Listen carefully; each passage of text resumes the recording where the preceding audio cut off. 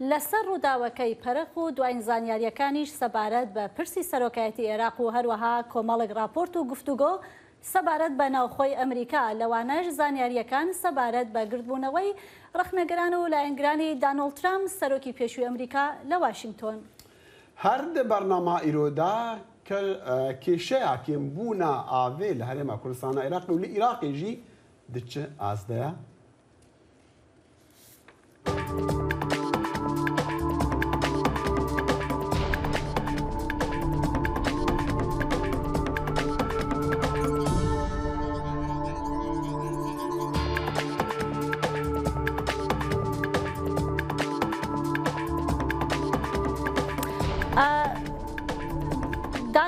دانۆڵد ترامپ فشارەکانی هەندێک لە هاوڕێ کۆماریەکانی بۆ دووبارە نەکردنەوەی بانگەشەکانی سەبارەت بە دزینی ئەنجامەکانی هەڵبژاردن لە بەرچاو نەگرت و پێداگری لەسەر ئەوە کرد کە بۆ جاری دووهەم خۆی بۆ کۆشکی سپی کاندید دەکات و ڕێگەش بە دوژمنەکان نادات ڕێگری لە بەردەم یا دروست بکەن. سەرۆکی پێشووی ئەمریکا لە وتارێکدا لە واشنگتۆن لە یەکەم دەرکەوتنیدا لە دوای جێهێشتنی پۆستەکەی لەو شارەدا سەرەڕای ڕاگەیاندنی کاندیدکردنی خۆی بۆ خولی داهاتوو وتی کە کۆماریەکان جارێکی تر با بڵێن سینات و ئەنجومەنی نوێنەران و کۆشکی سپی وەردەگرنەوە و لەلایەکی دیکەشەوە مایک پێنس کە لە سەردەمی ترامپدا جێگری سەرۆک بوو پێدەچێت هەروەها کاندیدێکی سەرۆکایەتی داهاتووی ئەمریکا بێت. پێنس لە بانگەشەکانی ترامپ سەبارەت بە ئەنجامەکانی هەڵبژاردن کە گوایە ئایگود ئەنجامەکان دەزراون خۆی دوورخستەوە و پێشتریش لە بۆنەیەکی جیاوازدا لە پایتەختی ئەمریکا ڕایگەیاند کە کۆماریەکان پێویستە سەرنجیان لەسەر داهاتوو بێ بۆ ئەوەی سەرکەوتن بەدەست بهێنن. ترامپ لە وتارێکدا باسی لە ئەمریکا کرد کە لە ئیستادا بەدەست تاوان و توندوتیژی و مادە هەژبەرەکان و کۆژبەرانی نایاساییەوە دەناڵێنێت و گوتی حکوومەتی فدراڵی داهاتوو کە لەلایەن کۆماریەکانەوە کۆنتڕۆڵ دەکرێت دەبێت سزای لە سێدارەدان بەسەر بازرگانی مادە هۆژبەرەکاندا پسەپێنێت پاسەوانی نیشتمانی بەکاربهێنێت بۆ وەستاندنی توندوتیژی لە ویلایەت و شارەکان. دژبەر و ئالگرین سەرۆکیبەری دۆناڵد ترامپ لە واشنگتن جڤیان دۆ سێشەمێ دەما ئەو هاتی پایتەختی نیشتیمانی ji بۆ خوێندنا گۆتارەکێ لێ داویە جڤینەکە بلندا دوو ڕۆژیە پشتەوانین خوا لە پەیمانگەها ڕێبازان یا بناوی ئەمریکن فەرست. بدەهان خۆپیشاندەرین لێ دژی سەرۆکێبەرێ لە هەردوو لایەن جادێ لە دەرەوەی جهێوەی جڤینێ ڕاوەستیابوون. پشتەوانên ترامپ jî li heman cih gihabûne hev lê hebûna polîsan herdû komên xwepêşandiran ji hev veqetandibûn û çi alozî jî derneketin. بۆ زانیاری لەسەر وتارەکەی سەرۆکی پێشووی ئەمریکا و کاریگەریەکانی لەسەر ئەنجامی ئەو لێکۆڵینانەوەی سەبارەت بە هێرشەکەی سەر کۆنگرس لە ئارادایە دەڕۆمە لای هاوکارم بەڵێن ساڵح کە بە شێوەی ڕاستەوخۆ لەگەڵماندایە. بەڵێن ئەو کاتت باش بڵێن وەک دەزانی سەرۆکی پێشووی ئەمریکا دەویست دەمێ بزانم دەویست چی بە هاوڵاتیانی ئەمریکا بڵێ لە وتارەکەیدا لە واشنگتۆن. خاڵی هەرە گرنگ لە وتارەکەیدا ئەو ئاماژانە بوو کە بە ناڕاستەوخۆ دەیکرد پێدەچێت جارێکی تر خۆی هەڵبژێرێتەوە بۆ پۆستی سەرۆکایەتی ئەمریکا لە ساڵی 2024دا. خاڵێکی تری سەرنجڕاکێژەوە بوو ڕێک دانۆڵد ترامپ دەیویست ئەو شتە بڵێ کە خۆی دەوێت بیڵێ و بۆ ئەو مەبەستەش هاتبوو هەروەکو دوێنێش ئاماژەمان پێکرد ئەویش ڕەخنە و ناڕزایی بوو بەرامبەر بە ئەم بەڕێوەبەرایەتی ئێستای سەرۆک بایدن تەنانەت بەو شێوەیە ناودێری کرد کە بەڕێوەبەرایەتەکەی بایدن ئەمریکای هێناوەتە سەر چۆک. جارێکی کەش دانۆڵد ترامپ بەرەنگاری لە سیاسی کرد و داکۆچی لە خۆی دەکرد بۆ ئەو سیاسەتەی بۆ ڕێگەگرتن لە کۆچبەری هەی بووە ئەو ئەڵبەتە ناوینە کۆچبەری و تاوان. باشە بەڵێن بەڕای تۆ گەڕانەوەکەی ترامپ بۆ واشنگتن و وتارەکەی تا چەند دەتوانێت کاریگەری هەبێت لەسەر ڕەوشی ئەو لێکۆڵینانەوەی کە لە کۆنگرسا دەکرێن لەسەر ڕووداوەکەی با بڵێن هێرشەکەی سەر کۆنگرس. پێ ناچێت کاریگەریەکی ئەوتۆی هەبێت لەبەرەوەی لێکۆڵینەوەکان بەردەوام و درێژەشیان دەبێ و ڕای گشتی ئەمریکاش چاوەڕوانی دوا بڕیارەیە دوا راپۆرتی ئەو لیژنەی لێکۆڵینەوە هاوبەشەیە کە لە نێوان کۆنگرس و وەزارەتی دادی ئەمریکادا دەکرێت هەرچەندە لە وتارەکەیدا سەرۆکی پێشووی ئەمریکا ئەندامانی ئەو لیژنەی بە دز و بە چەتە ناودێر کرد بەڵام ئەمە مانای ئەوە نییە کە ئیتر ئەم لیژنەیە لە کارەکانی خۆی ینی بڵین خاو ببێتەوە یاخود دەستبەرداری بێت چونکە هەر دوێنێ لە وەڵامی پرسیارێکی پامنێراندا وەزیری دادی ئەمریکا لە وەڵامدا دەڵێ ئەم کاری ئەم لیژنەیە بەردەوام دەبێ و دەبێ بگەینە ئەو بڕیارەی کە لێپێچینەوە لەگەڵ هەموو ئەوانەدا بکرێ کە تاوانبارن لە دوو بابەتدا بابەتی یەکەم هێرشکردنە سەر باڵەخانەی کۆنگرێس و هەندان بووە بۆ ئەو هێرشە بابەتی دووهەمیش ئەوانەی کە بە تاوانبار دەناسرێن کە بووبوونە گرفت یا بووبوونە تەگەرە لە بەردەم گواستنەوەی دەسەڵاتی یاسایی لە بەڕێوەبەرایەتێکەوە بۆ بەڕێوەبەرایەتێکی تر. زۆر باشە، زۆر سپاس بۆ کاتەکەت. هاوکارم بەڵێن ساڵحمان لەگەڵ بوو بە شێوەی ڕاستەوخۆ. سپاس.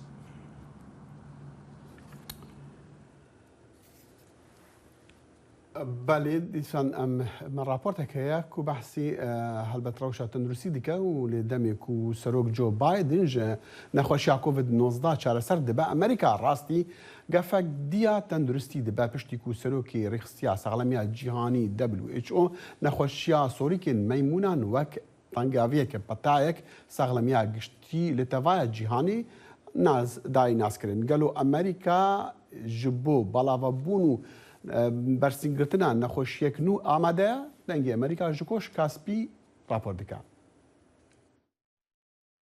ئامادەبینیان نام یەکوتەی مەیمون هاتووە. شەمەی ڕابردوو سەرۆکی ڕێکخراوی تەندروستی جیهانی ئەو ڤایرۆسی ڕاگەیان کە لە نێوەندی ئەفریقادا هەیە و زیاتر لە 16,000 کەس لە 75 وڵاتدا تووشی بووە. ئەمەش حاڵەتێکی تەنگەتاوی گشتیە و مێکوتەی مەیمونیش لە ناوڕاستی مانگی 5دا گەیشتە ئەمریکا. ئێستاش نیزەکەی 3000 حاڵەت لێرە هەیە. ئەو حاڵەتە لە ناکاوانەی پێشترە و ڕێکخراوە ڕاگەیان پەتای کۆڤید-19 بڵاوبوونەوەی ئیبۆلا لە ساڵی 2014 لە ئەفریقای ڕۆژاوا و ڤایرۆسی زیکا بوو کە لە 2016 ئەمریکای لاتینی گرتەوە. ڕێکخەری باڵا کۆشکی سپی بۆ وەڵامدانەوە بە کۆڤید-19 دەڵێ ئەمریکا ئامادەیە. ئێمە بە تەماین لەسەر زیادکردنی دەستڕاگەیشتن بە تاقیکردنەوەی پزیشکی و ڤاکسین و چارەسەریەکان بەردەوام کارکەین و دڵنیابین لەوەی ئەمریکایەکان سەربژدەن کە ئەم ڤایرۆسە ڕۆبەڕووی چ مەترسی و ئاستەنجێک دەبێتەوە و ئەو بەڕێوەبەرایەتیە بۆ وەڵامدانەوەی چی دەکات. نیشانەکانی وەک ئانفڵانزا، زیبکە، وەگلیر یان بلۆقیش دەچێت. بەڵام پزیشکان دەڵێن ئەمە پەتاک نییە کە خۆ بگرێت. بە پێچەوانی کۆڤید-19 نێکتەی مەیمون تەنها لە ڕێگەی پەیوەندی نزیەکەوە بڵاو دەبێتەوە و ڤاکسینێکی باشیشی بۆ سازکراوە. بەڕێوەبەرایەتی بایدن دەڵێ هیوادارە تا نێوەندی 2023 دەستیان بە زیاتر لە 6 میلیۆن و 900,000 ژەمی ڤاکسین ڕابگا و ناوەندە تەندروستیەکان زیاتر لە 1,700,000 ژەمی چارەسەرکردن بە خۆڕایی پێشکەش بکات. دکتۆر جەها دەڵێت بەڕێوەبەرایەتی هەروەها هەوڵ دەدات وەڵامێکی جیهانی خەراتر بکات. هەرچەندە لە وەڵامی پرسیارەکەی دەنگی ئەمریکادا زانیاری وردی نەخستە ڕوو.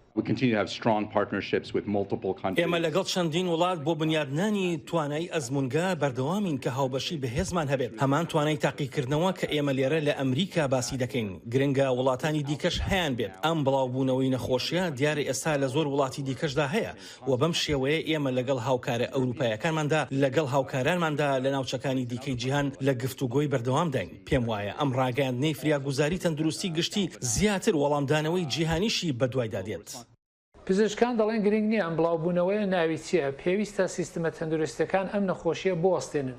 لە ڕاستیدا لە زیندەوەرانی وەک مشک و سمۆرە کە شت دەکرۆژن سەرچاوە دەگرێت نەک لە مەیمون. پزیشکان ئامۆژگاریان کردو لە ڕادەی جیهانی هەوڵی کوتانی ڤاکسین بدەن. تا ئێستا بەشێکی زۆری حاڵاتەکانی ئەمریکا و ئەوروپایی لە نێو ئەو پیاوانەدان کە سێکس لەگەڵ پیاوانی دیکە دەکەن. ئەمەش بۆ پێشگرتن لە ڤایرۆسەکە هێندەی دیکە بربەستی زیاتر کردووە. ئەگەر حکوومەتی ئەمریکا بیەوێت لە کۆنتترۆلکردنی پێکتەی مەیموندا شێرگیر بێت دەبێت ڕێگەیەک بدۆزنەوە لە سەرچاوەدا کۆنتترۆلی بکەن و ئەوەش پێویستی بە لێدانی ڤاکسین زۆر زیاتر لە تاکەکانی و لێدانی ڤاکسین لە وڵاتانش هەیە کە تووشی نەخۆشەکە بوون و پێم وایە ئەوە کارێکی گونجاوە کە لەم ئاسردا بکرێت. بەڵام وەک ئیدارەی بایدن دەزانێت ڤایرۆسەکان سنوور ناناسن و پێنجشەممە سەرۆکیشی گرتەوە. ئەو دووشەمەکوتی کە باشتر دەبێت و لە کەرەنتینەدا کار دەکات. هەست دەکەم ڕۆژ بە ڕۆژ باشتر دەبم. هێشتا کەمێک قورگ ئێشەم هەیە و کەمێکیش دەکۆکم. بەڵام بەرەو باشتر بوون دەچم. ئێستا ژانەکە لە بەشی سەرووی قورگمدایە لە ڕاستیدا زیاتر لە دەوری لوتمە بەڵام پێم دەڵێن ئەوە هی ڤاکسینەکەیە پێم وایە خەریکە بەرەو چاکبوونەوەی تەواو دەچم پشتیوان بە خوددا ئاماژەی بۆش کرد هیوادارە تا کۆتایی هەفتە بۆ خۆی بگەڕێتەوە سەرکارەکەی. سەلاحی پیرۆتی بۆ ئانیتا پاوڵ لە دەنجی ئەمریکا. چێژی جیڤینە ئەنجومەنی ئەولەکاریە نەتەوێنی ئیگرتی سەبارەت گلەیە عێراقی لە تورکیا ji ber bombarankirinە مەدەنیان دەرکەتیە و کریزا ئاڤێ لە عێراقی و هەرێما کوردستانی دچ ئازدەیە بەڵام پێشەوە دەخیل ناوبڕێک وەردەگرین و دوای دەگەڕێینەوە بۆ لای هەواڵەکان. دەنگی ئەمریکا سەرچاوەی متمانە پێکراوی هەواڵ و زانیاری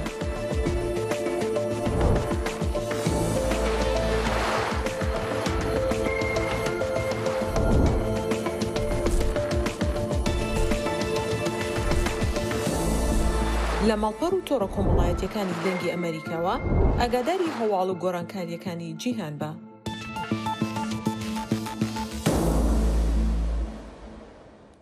مەولود چاوشۆغلۆ وەزیری دەرەوەی تورکیا ڕایگەیان کە تاوەکو ئیستا سوێد ئەو کەسانەی کە تورکیا داوای ڕادەستکردنەوەی دەکات سەر ڕای واژۆکردنی ڕێکەوتنیش بۆ هەڵگرتنی ڤێتۆی ئەنکەرە بۆ ئەندامەتی ئەو دوو وڵاتە لە ناتۆدا بەڵام هێشتا ئەو کەسانی ڕادەست نەکردوون. سوێد و فنلاند لە دوای لەشکەرکشی رووسیا بۆ سەر ئوکرانیا داوای ئەندامەتیان لە ناتۆ کردبوو بەڵام ڕوبەڕووی دژایەتی تورکیا بوونەوە. تورکیا هەردوو وڵاتی تۆمەتبار کرد بە سەپاندنی گەماڕۆی چەک بەسەر ئەنکەرە و پشتیوانیکردنی ئەو گروپانەی کە ئەو بە تێرۆریستیان دەزانێت و دوجار دوای مانگێک پێش ئێستا هەر سێ وڵاتەکە لە بەرامبەر بەرامبەربوونەوەی تێرۆریزمدا ڕێکەوتنێکیان واژۆ کرد بۆ هەڵگرتنی ڤێتۆی ئەنکەرە بەڵام تورکیا ڕایگەیاندووە ئەگەر بەڵێنەکانیان جێبەجێ نەکرێ ڕێگری لە داواکاریەکانی ئەو دوو وڵاتە دەکات بۆ ئەندامێتیان لە ناتۆدا. تورکیا داوای ڕادەستکردنەوەی 73 کەس لە سوێد و هەروەها دەیان کەسی دیکەش لە فینلاند دەکات. ناکۆکی نێوان عێراق و تورکیا لەسەر هێرشێکی کوشندەی ئەم دوایانە لە ناوچەیەکی کوردستانی عێراق لە کۆبوونەوەیەکی بە پەلەی ئەنجومەنی ئاسایشی نەتەوە یەکگرتووەکان لە ڕۆژی سێشەمەدا پەرەیسەن. وەزیری دەرەوەی عێراق داوای کشانەوەی سەرجەمهێزەکانی تورکیای کرد لە وڵاتەکەدا و ئەمەش لە کاتێکدا یەکە جێگیری باڵوێزی تورکیا گوتی حکوومەتەکەی بەردەوام دەبێت لە گەڕان بە دوای ئەو چەکدارانەی کە بە تێرۆریستیان دەزانێت و لە عێراق پەنایان گرتووە. دوای هێرشە کوشندەکەی سەرپەرەخکە بوو بەهۆی گیان لە دەستانی نۆ هاوڵاتی عێراق و برینداربوونی دەیان کەس حکوومەتی عێراق داوای کۆبوونەوەیەکی بە پەلەی کرد و فات حوسێن وەزیری دەرەوەی ئەو وڵاتە ڕایگەیان حکوومەت بەڵگەی هەیە کە هێزە چەکدارەکانی تورکیا بەرپرسیارن لە هێرشەکە. فات حوسێن هەروەها گوتی ئێمە ئیدانەی بوونی نایاسایی هێزە سەربازیەکانی تورکیا دەکەین لە ناوخاکی عێراقدا. تورکیا ڕەتی کردوێتەوە کە لە پشت هێرشەکەەوە بوو بێت و پەکە کە تۆمەتبار دەکات بە ئەنجامی ئەو کارە. دوه سێشەمێ پێشڤەنێرا تایبەتە نەتەوێت نێگرتی لی عێراقی گوتە جیڤینەکە ئاوارتەیە ئەنجومەنی ئەولەکاریە نەتەوێت نێگرتی لە نیویۆرکی کو تورکیا و عێراق ئامادەنە ji بۆ دەستپێکردنا لێکۆلینێکی di bombaranکirina havîngeha Herêma Kurdistana Iraqê de ku têda neh geştyar hatin kuştin û 33 dijî birîndar bûn. Iraq Tirkiye xetebar dike bi encamdana wê êrişa bîstî vê mehê lê Ankara haşa dike ku wê dest yan berpirs be di wê êrişê de. Jenên Henis Pelezxarat got Serokwezîrê Iraqê Mustafa Kazimî di civînekê da te kes li ser giringiya lêkolîneka berfireh û zelal kiriye. Xanim Henis Pelezxarat ji zarê Elkadimî got ku gelek giringe sunûr li înkarkirin a zirandina gir jiyan û lêk têk negeştinê were dayîn.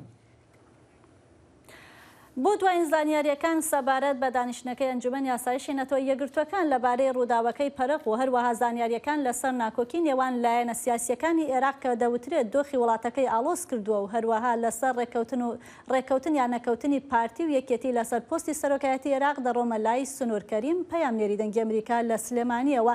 سنوور ئەو کاتت باش پێشە هەموو شتێک ئەگەر بکرێت بە کورتی باسی با بڵێن دوایین هەواڵەکەمان بۆ بکەی سەبارەت بە دانیشتنی ئەنجومەنی ئاسایش سنوور.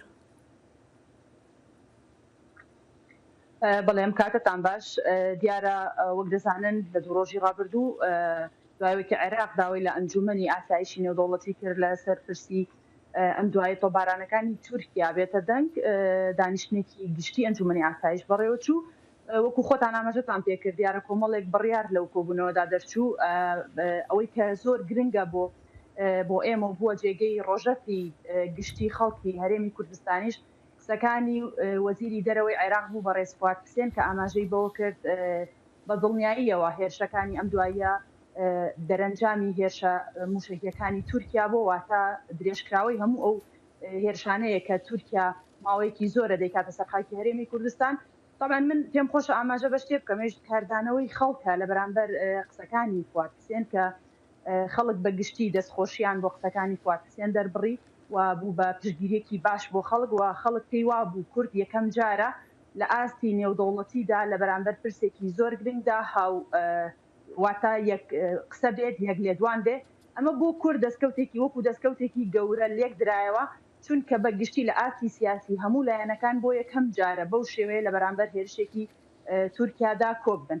باشە سنوور با بڕۆینەوە لای باسەکەمان پرسی سەرۆکایەتی عێراق وەک دەزانی هەندێک پێیان وایە کە چەقبەستوی پرۆسەی سیاسی عێراق وابەستەی هەڵنەبژاردننی سەرۆکۆمارە ئەمە تا چەند ڕاستە؟ طبعا لە ڕابردوودا لەگەڵەوەی کە لایەنە عێراقیەکان زۆر جار ئاماژەیان بەوە دەکرد کە چەقبەستوی پرۆسی سیاسی لە عێراقدا دەرەنجامی ڕێنەکەوتن یاخود یەکلانەکردنەوەی پۆستی سەرۆکۆمارە لە عێراقدا بەڵام زۆر جارێکێتی و پارتی ئەم قسانیان ڕەدەکردەوە بۆی کە ئەوانیش نەیانتوانیوە لە ساحەی سیاسی بە تایبەتی چوارچێوەی هەماهەنگی پۆستی سەرۆکوەزیران یەکلا بکاتەوە لە دوای یەکلابوونەوەی کاندیدی پۆستی سەرۆکی ئەنجومەنی وەزیران لەلایەن چوارچێوەی هەماهەنگیەوە یاخود شیعەکانی ناو چوارچێوەی هەماهەنگی ئەم بابەتە پرسی چەقبەستوی سیاسی کورد بوو بە مڵک لەسەر گەلی کورد بوو بە مڵک لەسەر سەرانی سیاسی لە باشووری کوردستاندا بڵێ کە ئەو قسەیە سەلما کە پارتی و یەکێتی تا ئاستێکی زۆر نەیانتوانیوە پرسی سەرۆکۆماری یەکلا بکەنەوە و بوونەتە هۆکارێک بوو ئەو چەقبەستوی سیاسیە کە لە عێراقدا باس دەکرێت بە فعلیش ئێستا ئەوەی کە هەیە دەوترێت کە ڕۆژی شەممە قەرارە لایەنەکان هەمووی دابنیشن بۆ ئەوەی کە بڕیار لەسەر پۆستی سەرۆکۆماری عێراق بدەن بەڵام تا ئێستا تا ئەم دقەیەکە ئێمە قسەیاکەین پارتی وێکێتی نەیانتوانیەوە ئەو پرسە لە نێوان خۆیاندا یەکلا بکەنەوە. باشە هۆکارەکە چییە سنوور؟ هیچ ئاماژەیەکیش نییە. هۆکارەکە چییە بۆ ناتوانن ڕێ بکەون لەسەر با بڵێن ئەو پۆستی سەرۆکایەتی؟ لە ڕاستیە تەنیا باس دەکرێت ئەوەی کە چەندێکە باس دەکرێت کە ململانەکانی نێوانێکێتی و پارتی تەنیا لەسەر هەڵبژاردننی پۆستی سەرۆکۆمارە کە پارتی داوا دەکات بۆ ئەو بێت و لە هەمان کاتیشا کاندیدەکەی خۆی کە دکتۆر بەرهەمە هیەکێتی بکشێتەوە بەڵام لە ڕاستیدا کۆمەڵێک هۆکاری تر هەیە کە لە پشتی بابەتی پرسی سەرۆکۆمارەوە ناکۆکی نێوانێکێتی و پارتیە. یەکێک لەو پرسانەی کە باسی لێوە کراوە بە پێ و زانیاریانەی کە لە بەردەستی مندایە لە کۆبوونەوەی لوتکەی هەفتەی ڕابردوو لە نێوان باڵ تاڵبانی و مەسعود بەرزانیدا پرسی هەڵبژاردنەکانی داهاتووی پەرلەمانی هەرێمی کوردستانە لەبەرەوەی کە لە ڕابردوودا ئەمە لە هەرێمی کوردستاندا پرسی هەڵبژاردن بە شێوەی یەکبازنەی بەڕێوەچوو ئێستا پارتی و بابەتە ڕەت دەکاتەوە و پرسێکی تر کە زۆر گرنگە پرسی کەمەنەتەوایەتیەکانە لە هەرێمی کوردستاندا کە ڕێک نەکەوتون ئەگەر یەکێتی دەستبەرداری ئەو داوایانە ببێت کە لە پارتی هەیەتی بەڵێ ئەگەر دەستبەرداری ئەو داوایانە ببێت لە بەرامبەر هەڵبژاردنەکاندا. باشە سنوور وەک دەوترێ پارتی ڕازی بووە وەک بیستومانە کە پۆستی سەرۆکایەتی بۆ یەکێتی بێ بەڵام بە مەرجێک کە بەرهەم ساڵح کاندیدەکەیان نەبێ کێشە چییە کە با بڵێن بۆ دژایەتی پارتی دژایەتی بەرهەم ساڵحەکە و بۆ یەکێتی سوورە لەسەر ئەوەی کە تەنیا ئەبێ کاندیدەکەیان بەرهەم ساڵح بێت؟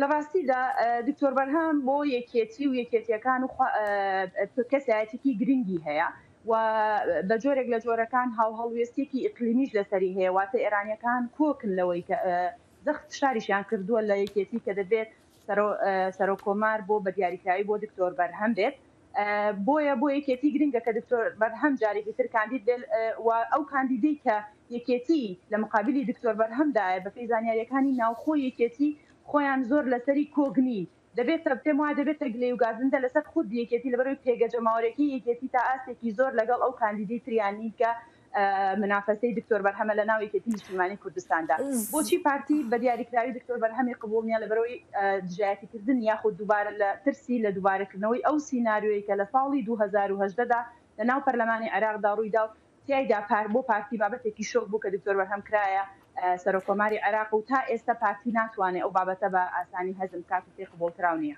زۆر باشە، زۆر سپاس بۆ کاتەکەت سنوور کەریم پامنێری دەنگی ئەمریکامان لەگەڵ بوو لە سلێمانیەوە. ولە هەولێری و لێ پێش ئاڤاهەیە ئەنجومەنی وەزیران ژمارەکە فەرمان بەرین گرێبەست خۆپیشاندانێک لەسەر جادین سەرەکین پەرلەمان وی ئەنجومەنی وەزیران ڕێخست.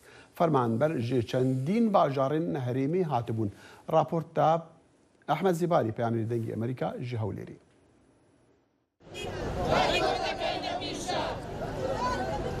نیگەرانی فەرمانبەرانی گرێبەست گەیشتە ئەو ڕادەی کە شەقامی سەرەکی بەردەم ئەنجومەنی وەزیران بگرن و ڕێگەنەدەن دەیان ئۆتۆمبیل بەو شەقامە سەرەکیەدا تێپەڕ ببن.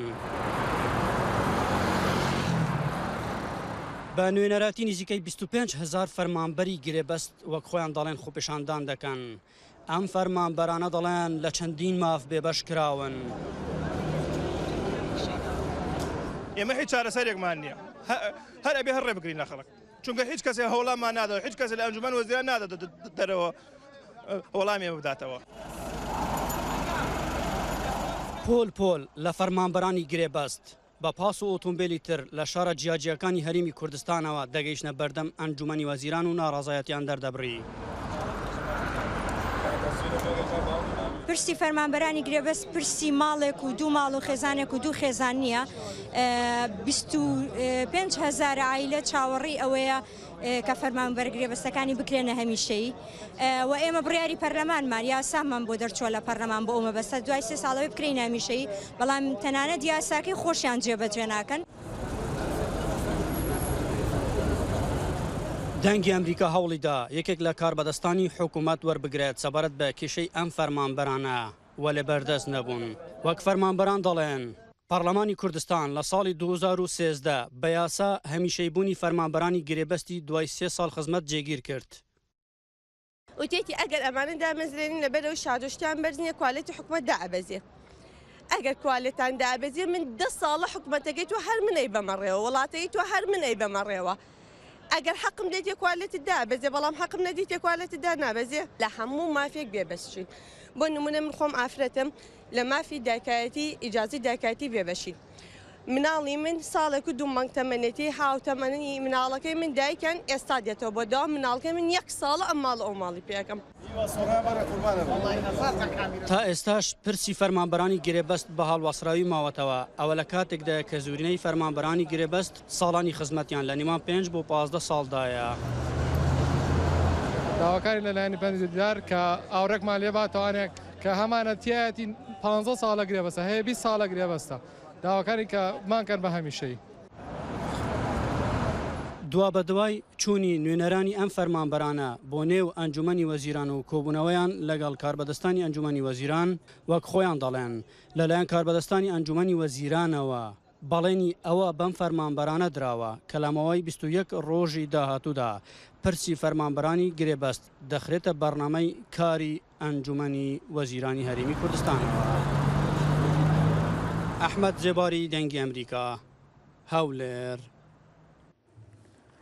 ساڵانێکە هەرێمی کوردستان تووشی وشکە ساڵی بووە سەرەڕای کەمی بارانبارین لە ناوچەکەدا دروستکردنی ڕووبارێکی دەستکرد لەلایەن وڵاتێکی دەراوسێی وەک ئێرانەوە کاریگەری نەرینی خستوەتە سەر ئاوی دەریاچەی دووکان کە ملیۆنانە هاوڵاتی لە کوردستان و باشووری عێراق بۆ بژیوی ڕۆژانەی ژیانیان پشتی پێدەبەستن. بینەری راپۆرتێک دەبین سەبارەت بەم پرسە ژینگەیە. دەریاچەی دووکان لە کوردستانی عێراق وەک جاران پڕئاو نییە و لەگەڵ جووتیارانی ناوچەکە مێژوویەکە پێکەوەن. بەر لە وشکە ساڵی ناوچەکانی دەوروبەری دەریاچەکە جاران سەوزتر بوون. ئێستا جووتیارانی کوردستانی عێراق بە دوای ئاودێری بەرهەمە کشت و کاڵیەکانیانەوە دەگەڕێن. نەک هەر ئەوان زۆرێک لە ناوچەکانی خواری و عێراقیش چاوەڕوانی خێر و بەرەکەتی ئەم دەریایەن لە زەمانێکدا بەهۆی ئێرانەوە ئاوی دەریاچەی دوکان کەمی کردووە و ڕێژەی بارانبارینی ئەم ساڵیش وەگەڵێن وەک پێویست نەبووە.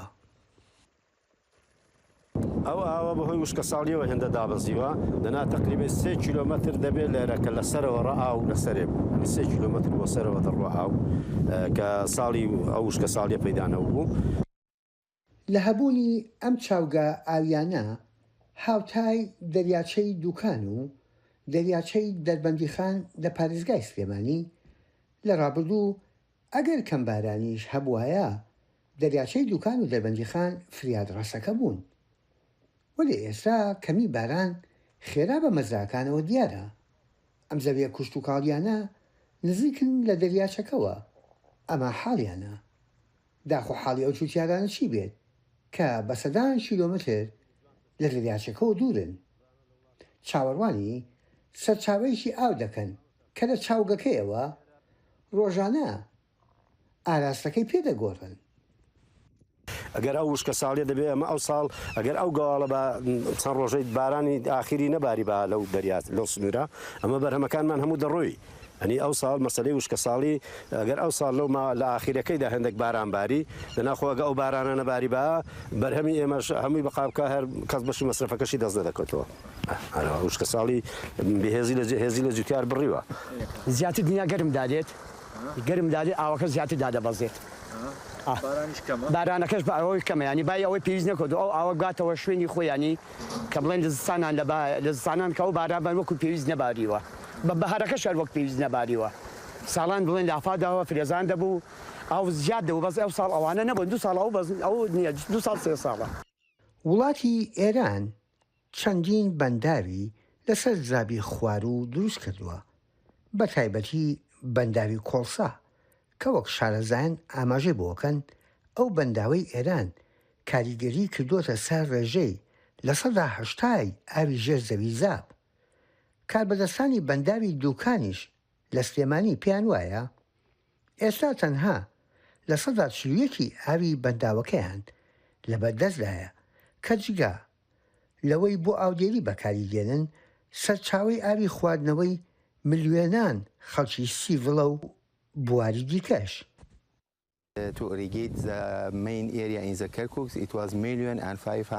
هەروەها بۆ ئاودێری ناوچەیەکی بەرفراوانی وەک کەرکووک کە 1,500,000 دۆنم زەویە لە وەرزەکانی هاوین و پاییزدا جگە لەوەش چاوگی دروستکردنی کارەبایە لە هەرێمەکەدا. کەمی بارانبارین و وشکە ساڵی تەماعی وڵاتانی دراوسێ لەو سەرچاوە ئاویانەی بە عێراقدا گوزەرەکەن. گوری گرفتی زۆری بەدوای خۆیدا هێناوە لە بێدەنجی وڵاتێکدا لە مێژە سەرقاڵە بە ئاریشە نێوخۆیەکانیەوە. یەحیا بەرزنجی دەنجی ئەمریکا. کەمی ئاو لە عێراق و ناوچەکانی تری جیهانش ڕاستیەکە بەڵام دۆخێکی مەترسیدار لە بەتابەتی لە عێراق دروست دەکاتن. وەزارەتی سەرچاوەکانی ئاوی عێراق لە ساڵی ڕابردوو لە راپۆرتێکدا هوشداریدا لەوەی بەردەوامی لە دەستدانی ئاوی دجلە و فرات ئەو وڵاتە دەکاتە خاکێکی بێڕووبار تا ساڵی 2040. بۆ زانیاری زیاتر خالد سلێمان ڕۆژنامەنووس و پسپۆری ژینگە لەگەڵمانە ئەکا خالد ئەم کاتت باس چی دەڵێت لەسەر ئەم پرسەی کە لە کوردستان ڕوبەڕووی دەبێتەوە ئەویش کەمی ئاوە. ئەم کاتێ ئێوەش باش زۆر سپاس بۆم دەرفەتە بەس ڕاستکردنەوەی گۆڕاستین تەنها ڕۆژنامەنووسی ژینگەی و هەروەها لە بواری گۆڕانکاری کەشوهەوا پسپۆری ژینگە نیم بەس بۆ ڕاستکردنەوەیەک ببوورە. باشە فەرموو. ئەوەی کە لە راپۆرتەکەی ئێوەی ئاماژی پێکرا بەڕاستی ساڵانێک کە باسەکرێ بەڵام دیارە لە عێراق حکومڕانانی عێراق و هەروەها دامەزراوە تایبەتەکانی پەیوەست بە سیستەمی ژینگەی و بە ئاو ئێستا هۆشیان کردوێتەوە ئێستا تەماشای دیمەنەکە ئەکەن بزانام چی ڕوئەدات چی ڕوونادات. ساڵانێکی زۆرە وەکوتم کۆمەڵێ لێکۆڵینەوە کۆمەڵی زانیاری زۆر هەیە لەم بارەیەوە بەتایبەتی 2 خاڵی گرنگ هەیە لێرەیە ئەتوانم بڵێم 3 خاڵی گرنگ هەیە. خاڵی یەکەمیان ئەوەیە کە ئاساوەرەکانی گۆڕان ئەفونکەن ئاساوەرەکانی گۆڕانکاری گۆڕانکاری کەشوهەوا بە ڕوونی دەرکەوتون. ئەمە یەک. دوو، سیاسەتی ئاوی تورکیا و ئێران ئەو بەڕوونی دەرکەوتون و بە عێراق ئەڵێن ئێمە تەحەکوم بە سەرچاوەکانی ئاوەکەین. ئەمە دوو. خاڵی سێم ئەوەیە لەسەر ئاستی ناوخۆ تا ئێستا عێراق وڵاتێکە ئەتوانم بڵێم دواکەوتووە لە بەڕێوەبردننی سەرچاوەکانی ئاوە باشە کە خاڵت دیارە چارەسەرکردن شتێکە کە زۆر زەحمەتە نابێ. يعني بەپێی ئەوەی کە باسی ئەو کێشەدەکی جنابێت چارەسەری نییە بۆ عێراق بە تایبەتی و هەرێمی کوردستان.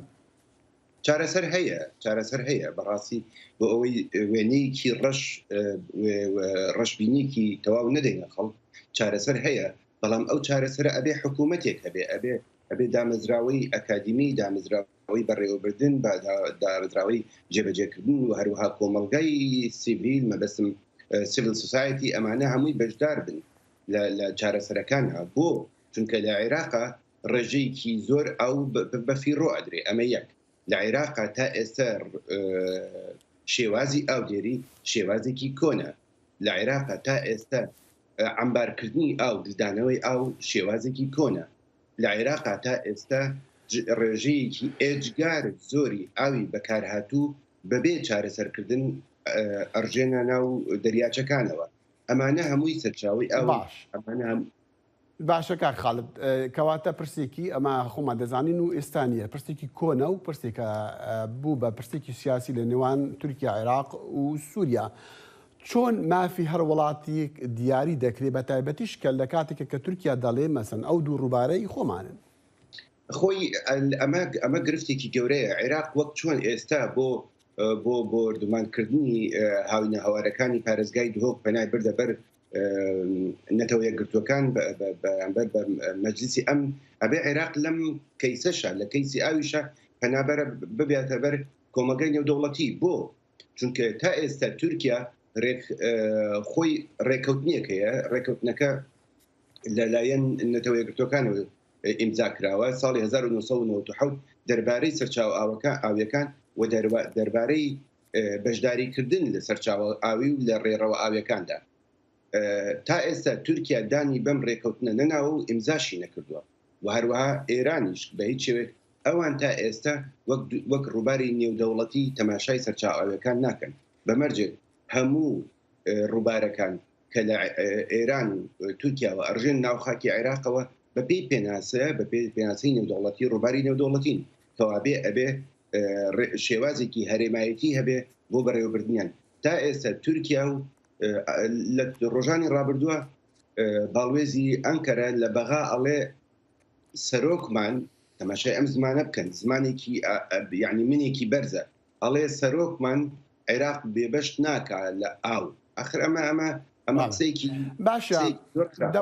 داوترێت کە شەڕی داهاتوو شەڕی ئاو دەبێت لە جیهانە. تو بڕوات بەم تیۆریە هەیە؟ خۆی بەڕاستی ئەبێ بیرکردنەوەیکی تر هەبێت، چونکە هەمووان زانیمان شەڕ بەرەو کوێمان ئەبات. ئەبێ ئێران و یەکەم جار ئێران و تورکیاش بزانن کە خەڵکی عێراق زیاتر لە 40 ملیۆن عێراقی ئێستا و ئاماژەکانیش ئەڵێن لە ساڵی 2050 ژمارەی دانیشتوانی عێراق ئەبێتە 80 ملیۆن. کەواتە لێرەوە تا 30 ساڵی تر ئەبێ تورکیا و ئێران باش بزانن کە 80 ملیۆن کەستین و ئەبن، ئەو کاتە ئاسایشی ئەوانیش ئەکەوێتە ژێر مەترسیەوە. بۆ چونکە ڕەوێک دروسە بێ، هیجرەیەک دروسە بێ، ئەو هیجرەیە ئەو کۆچە بە بۆنەی بەرزبوونەوەی پلەی گەرما بۆ نەبوون بەهۆی نەبوونی ئاوەیە. کەواتە ئەگەر لە ئێستاوە بە هەر سێ وڵاتەکە و هەروەها بە هاوبەشی وڵاتانی تریش مەبەستم پرۆژەیەکی هەرێمایەتی هەبێت بۆ بەڕێوەبردننی سەرچاوە ئاویەکان و بۆ چاکردنی بواری سیستەمی ژینگەی و حەوزە ئاویەکان. مەڵ هەڵبەتە کە ئەڵێم حەوزە ئاویەکان مەبەستم تەنها ئەو حەوزانە نییە کە ئاویتیایە، کە ئەڵێن حەوز دەوروبەری ئەو ڕووبارە هەمووی لە ڕووی کۆمەڵایەتی. خاڵت ئێمە ئەو کێشەیە دەبیستین کە لە سووریا لە باکوور و ڕۆژهەڵاتی سووریا کێشەیەکی گەورەیە بە تایبەت شکاتی کە تورکیا بەرەدا کە ئاو لەوێ ببڕێ. بەڵام بۆ پەروەردەکردنی خەڵکی کورد لەسەر ئەم کێشە گەورەی جیهانە ئایا ڕۆژنامەیەک گۆڤارێک هەیە کە تیا لێکولینەکانتان یان بابەتەکانتان بڵاو بکەنەوە؟ بەداخەوە من تا ئێستاوە ساڵانێکی زۆرە توانم بڵێم لە 15 ساڵ زیاترە لەم بوارەیە ئیشەکەم تا ئێستا شتێکی تایبەت بەم مەسەلەیە نییە و تەنانەت تا ساڵانێکی پێشوو وەک بابەتێکی زۆر هامشی تەماشاکە وەک بابەتێکی بێکەڵ تەماشاکە لەم ساڵانێک ئەیە بەڵێ ببورە کاتەکەمان نەما ڕۆژنامە نووسی ژینگە خاڵ سلیمان لەگەڵمان بوو لە کەنەداوە. سپاس. سپاس بۆ ئێوە. ژاڵە ناو شوێنێکی تازە دامەزراوە بۆ خەڵک وەک شوێنێکی فێنک بۆ بەسەربردنی کاتێکی خۆش. وەک دڵشاد ئەنوەر پایامنێری دەنگی ئەمریکا باسی دەکا ئەمە هاوینە هەوارە تازەیە لە سەرانسەری عێراقدا خەڵکێکی زۆری بۆ لای خۆی ڕاکێشاوە.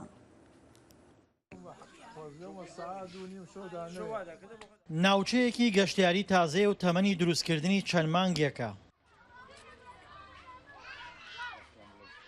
ئەم سەیرانگا تازەیە کە بە سەیرانگای ژاڵەناو ناسراوە لەسەر ڕووباری سیروان و نزیکە لە قەزای دەربەنیخان، بەڵام خەڵکێکی زۆر ڕووی لێ دەکات.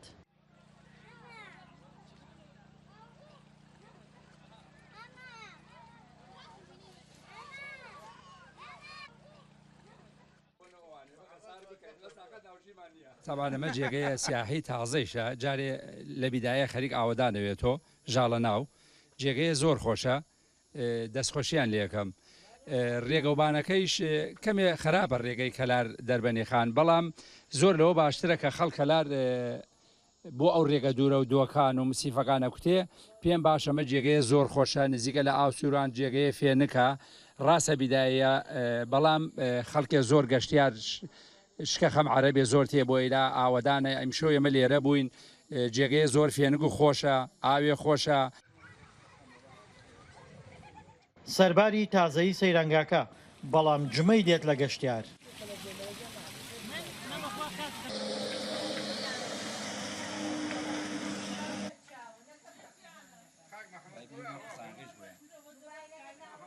خەڵکێکی زۆری عەرەب لە ناوچەکانی عێراق و کوردی ناوچە جیاوازەکانیش ڕوو لەم سەیرانگایە دەکات. ئەو ساڵان ئەچوین لە پشووی هاوینە ئەچوین بۆ ئەحماوە، ئەچوین بۆ تەوێڵۆ بیارە. ئێستا شوێنەکە نزیک بووە تۆ ڕێگەوبان باش نییە، خۆتەزانی ڕێگەوبان هەر هەمووی تێک دراوە و نەوەتا خاسیکەن نەوەتانێ هیچی حکومەت گوزارێکی بۆ ناکرێت. ویسا ئەم شوێنە گونجاوە هاتینە بۆ ئێرا لەبەر ڕێدووری ناتوانین بڕۆین بۆ شوێنەکانی تر و ئەیرا شوێنێکی خۆشە و سیاحیەکە. ئەوانەی ئەم سەیرانگایان دروست کردووە جوتیار و ئاژەڵدار بوون.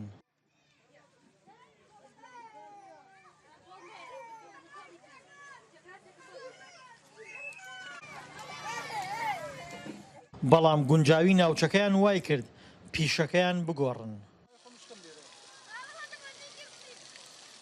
خەڵکانە تێن لە ڕاستیا لە دهۆکۆ تێن بێژم ئەو لای دهۆکە لە بەغاوە تێن لە بەغا خەڵکێکی زۆرمان بۆ تێ عەرەب ڕومانتیەکە لە کەلار و تێن جارێ بۆ منتیقەی کەلار هەر زۆر خەڵکیان تێ، خەڵکێکی چاکن زۆر هینی سیاحیشیان هەیە لە ڕاستیا سەرمان لێدەن ئەوان. تەمەنی سەیرانگای ژاڵەناو کورتە و خەڵکێکی زۆریش ڕووی لێ دەکات. بۆیە چاوەڕوان دەکرێت لە داهاتوودا ببێتە سەیرانگایەکی گەورە. دڵشاد ئەنوەر، دەنگی ئەمریکا، دەربەنیخان.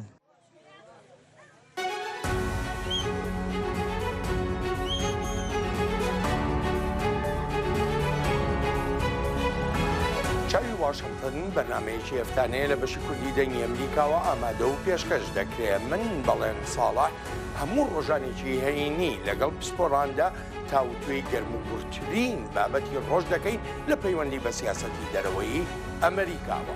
لەگەڵمان بن.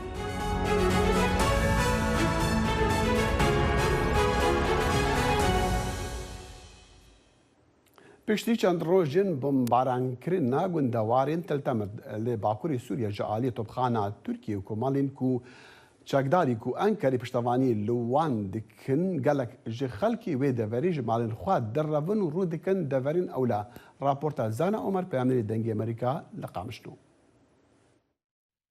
دهیا چند روزی داوی ده توپخانه ترکیه به گرانی دست به توباراندنا گندوار تلتمر و زرگان کریه ده انجام ماوی ده پیلک در بدری نو در کتوله و خلق سیویل بر خدانه دورین اوله لباجاروک تلتمری لناوا باجاروک تلتمری به صدام مالباتن در بدران بلاف بونه پرانیا در بدران جن و زاروکن و لدبستان دمینن خلق سیویل د مترسیه دنگو جاره که دن ترکیه اپراسیونه که به جاهی لسرخا کاوان پیک بینه جا عمر جنکه گندوار تلتمری دبیجه گو دورک اوله جبو وان نمایه او دخوازن زاروکن وان با آرامی بجین اختربت لا سمح الله وين تروح جاره کدن لوی در شهره از نزانم برای خواه بدن کو داره ام جانه که اولش بزاروکن خود خوادزین لگوری در بدرین گندوارین تلتمری وان دفج سامان و خانیین خواه بردانه گوجیان خواه بپاريزن و دوری تو باراندنه بکوین باوی غستان جو گندوار تلتمری دبیجه تاوی مالبات خواه در بدری باجیر بویه بگوتن اوی او بزحمتی دبارا جیان خواه دکن لوی دفره مال و ملکین مهبون زویه مهبون نها ام حش کسن هنه دو اوده که دادمینن لالیه کیدن در بدرین تلتمری دخوازن جبو وان چارسریه که وردیتن پیدوی سرکه جبو جیان آوان بین دابین کرن جنا بناوی جا محمود بانک جواکا نامنتوی دکه گو پاراستن آوان جا ارتشا ترکیه بکن از بانک لهمو هزین ناف دولتیان سوریه دکم کو چاره که جمعه ببینن مالو ملکین مت حالان بونه امی وگره که به اولاد خازن هجای گوتنه یگو پشتی پیکانین اپراسیون کلشکری بناوی کانی آشتی جالی ارتشا ترکیه و اوچکدارین سوری یم بسر وی دل باکور رجلات سوریه باجارین سر کانی و گری سپی هاتن کنترل کرن ده انجام دجی پرانیان اشتجیهن هر دو باجاران گندوارین و در بدر بونه نزیکی 300,000 کج سر کانی و گری سپی بر خدانا دورین اوله پرانیا خلک سر کانی بر خدانا باجار حسکه لدو کامپان بجیبونه هر وها خلک گری سپی جی د کامپین در دورا باجار عین عیسی و رقایده هاتنه بجیه کرن لباکور رجلات سوریه 16 کامپین فرمی و نفرمی هنه هر وها نزیکی 1.9 میلیون در بدر لدورین جیر دست ریوبریا خوستر د ناوا باجار د جیان دکن چالکوان مافی مرو تکز دکن گو ارتشا ترکیه باندوره که نینی لسر جیان ولاتیان دکه و دبن صدما در بدریه که مزن لسر خط جودکار د نافبرا هزن ناکوک دلوی دوری نزیکی پیجی گود هنه پرانیان اشتجهن وان دورا جبر تو باراندنا روزانه کوشبر بو و در بدر بونه ده پرسید کن اگر ایویش که دن هات و پیک هات و جاره وی بری خو بدن کوه زانا عمر دنگی امریکا تلتمری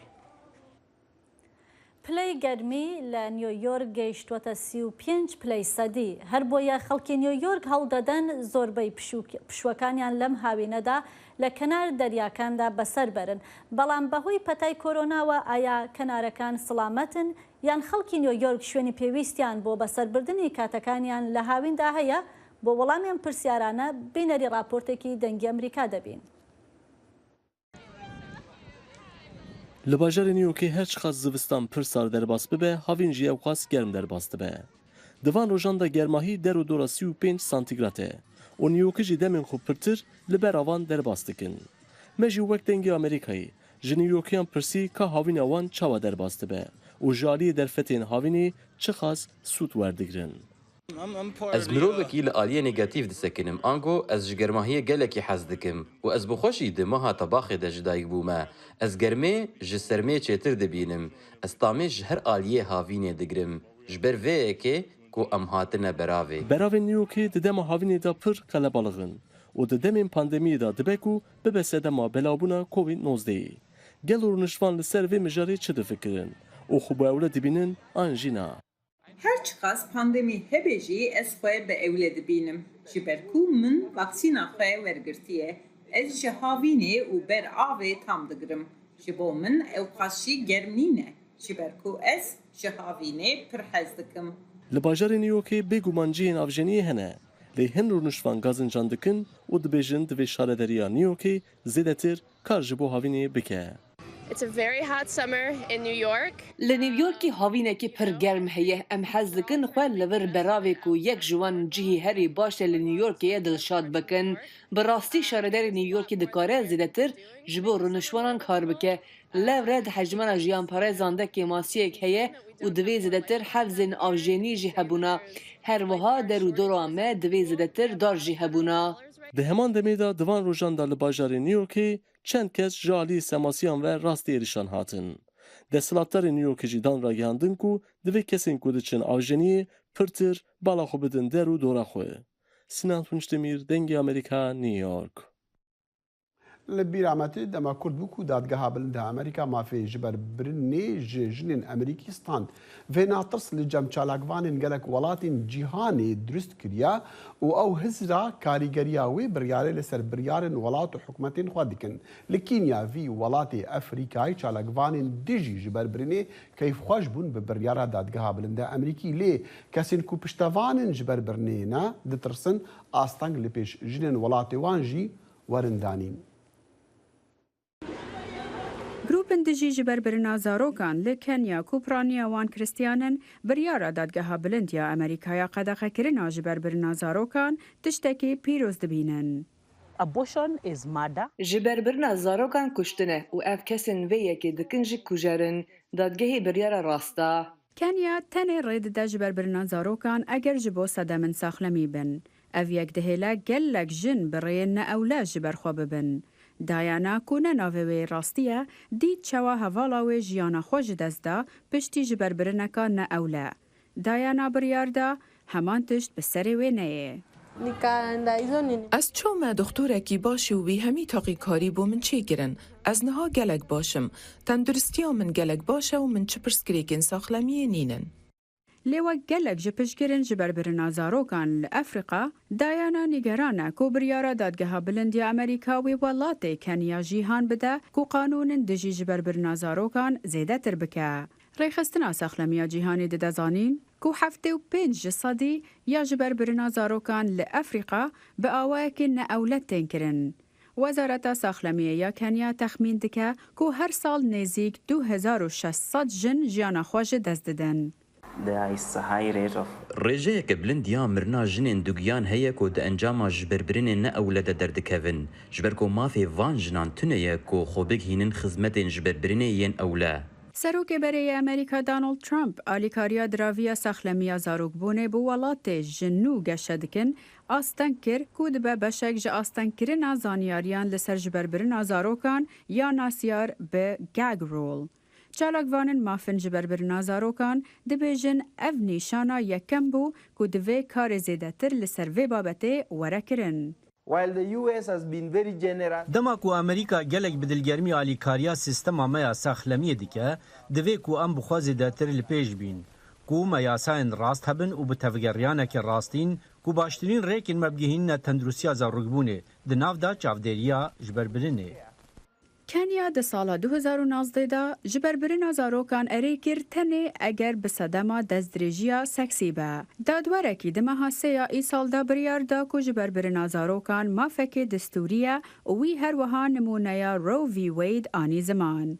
Ev biryare rastî gelek astengiyan tê û çalakvanên mafê ji ber birina zarokan nîgeranin ku biryara dadgeha bilindiya Amerîka li dijî ji ber birina zarokan wê karîgerî li ser welatê Kenya jî bike. Bo raporta Cuma Majanga, Ravindowski, Dengê Amerîka. Rast be ya nerast be, baş be yan xerab be, ev pirsa cîhanî ya mesela ji ber birina zarokan dikeve yan dibe naverokê siyasetê nebitinê li Amerîka belkû li welatên tevaya cîhanê. Vê şendê jî em tên dawiya bernama Kurd Connection ya îro ev bernama hûn dikarin li ser platformên Dengê Amerîka, Facebook û platformên dî temaşa bikin cuda raport û hevpeyvînên ku hatin kirin di raportê de cuda hûn dikarin li ser dîsan platformên beşê Kurdiyê Dengê Amerîka temaşa bikin. بەڵێ تا سبەینێ و بەرنمەیەکی دیکەی کۆد کۆنکشن لای منەوە بە فراوی نووری هەر شاد و بەختەوەر بن. خدا حافظ.